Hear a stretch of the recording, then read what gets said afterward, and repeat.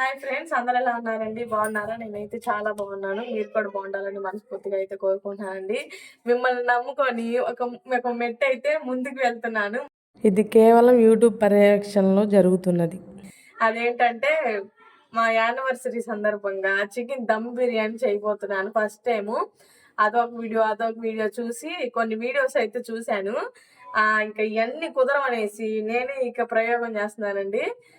ఆ వీడియోనైతే స్కిప్ చేయకుండా చూడండి అబ్బా, ఎవరు మిస్ చేయొద్దు వీడియో అయితే. అలాగే ఫెయిలా పాసా అనేది కూడా మీరే చెప్పండి. అలా ఇప్పుడైతే ప్రాసెస్లోకి వెళ్ళిపోదాము.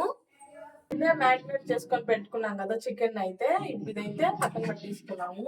ఇది వచ్చేసి నిన్న సాయంత్రం వీడియోనండి. చికెన్ ముందే మ్యాగ్నేట్ చేసి పెట్టేసుకున్నాను. చికెన్ని అంటే దమ్ బిర్యానీ కానీ తెప్పిలేదు, కానీ నేను లెగ్ పీసులు అని చెప్పాను, కానీ ఒక గంట సేపు ఉండమని చెప్పాడంట. అందుకనేసి ఇక వీటితోనే చేస్తున్నాను. ఇంకా పిల్లలం నేనే కానేసి చేస్తున్నాను అనమాట.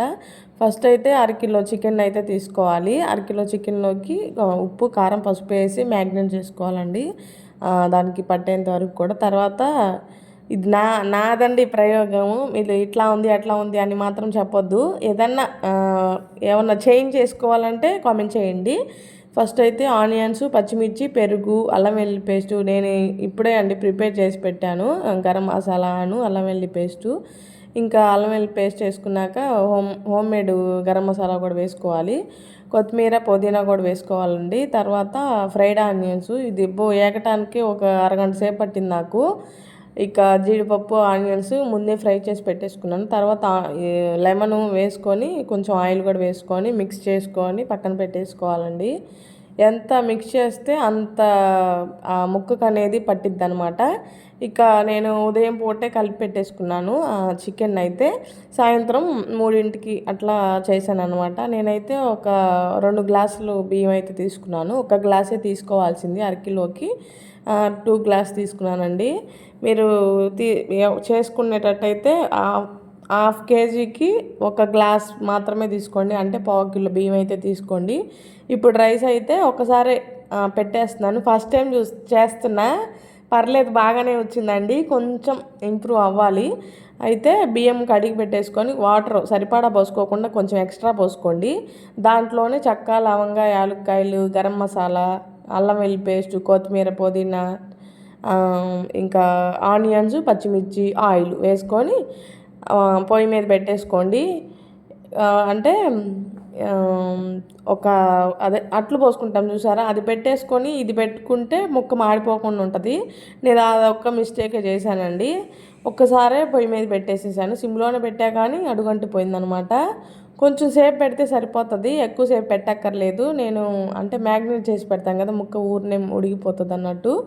ఇక అదైతే పక్కన ఉడుకుతుందండి. ఓ పక్కన నెయ్యి లేదు కదా, నెయ్యి చేద్దామనేసి కరెంటుది ఉంటే చేస్తున్నాను అనమాట.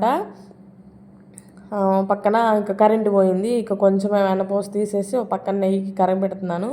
ఈ రైస్ అయితే అయిపోయిందండి. 70% కుక్ అయితే చాలు. నేనైతే 90% కుక్ చేశాను. కొంచెం బియ్యం అనేది లావుగా వచ్చిందనమాట. మామూలు రైస్తోనే చేస్తున్నాను, ఇంట్లో రైస్తో చేస్తున్నాను అండి. బాస్మతి రైస్ ఏమీ తెప్పించలేదు నేనైతే. ఫస్ట్ టైం చేస్తున్నాను. ఎలా వచ్చిందో పాస్ ఆఫ్ ఫెయిల్ అనేది మీరే చెప్పాలి. ఇక రైస్ అంతా కూడా తీసుకొని ఈ మ్యాగ్నేట్ చేసుకున్నదంతా కూడా అడుగు మందం ఉండేలా చూసుకోండి. కింద అయితే మ్యాగ్నేట్ చేసిందంతా చికెన్ వేసేసాను. ఇక రైస్ అంతా ఒక చుక్క వాటర్ లేకుండా ఈ రైస్ అంతా వేసేసుకొని పైన కొత్తిమీర, పుదీనా, ఇంకా లెమను, ఫ్రైడ్ ఆనియన్స్, జీడిపప్పు వేసుకొని గరం మసాలా మనం ఇంట్లోనే చేసి పెట్టుకున్న అది కూడా వేసాను కొంచెం స్పైసీ కోసం. ఆ స్పైసీ తక్కువ వేసుకోండి ఫస్ట్ టైం ఎవరైనా చేసినట్టయితే, ఎందుకంటే మళ్ళీ ఎక్కువైనా తినలేము అసలుకి, ఇంకోసారి ఉండదు. ఇక అయితే అది ఇట్లా పొయ్యి మీద పెట్టేశానండి. ఇక అది గాలి లోపలిది బయటికి రాకుండా నీళ్ళు అయితే పెట్టాను. ఒక 2 లీటర్ల నీళ్ళు అయితే పెట్టానండి దానిపైన. ఇక అయితే కరెంట్ వచ్చింది, ముందే అయిపోయింది. కరెంట్ వచ్చినాక ఆగుదామనేసి ఉంచానమాట. ఇక అసలు స్మెల్ మాత్రం బయటికి వచ్చిందండి. ఎలా ఉందో తెలియదు కానీ బాగుంది. తిన్నాం కదా, నిన్న సాయంత్రం చేశాను కదా, బాగానే వచ్చింది. కాకపోతే పీసెస్ అనేది కొంచెం పెద్ద పెద్దవి అయితే బాగుండేది. ఈసారి మళ్ళీ ట్రై చేద్దాము. ఈసారి గ్రేవీ కూడా ఎక్కువ చేసుకుందాము. ఇక దీంట్లో కాంబినేషన్గా పెరుగు చట్నీ చేసుకున్నానండి. ఇంకా కర్రీ ఏమి ఉండదు కదా దీంట్లోకి, మసాలా ఉంటుంది కదా దాంట్లో అనేసి.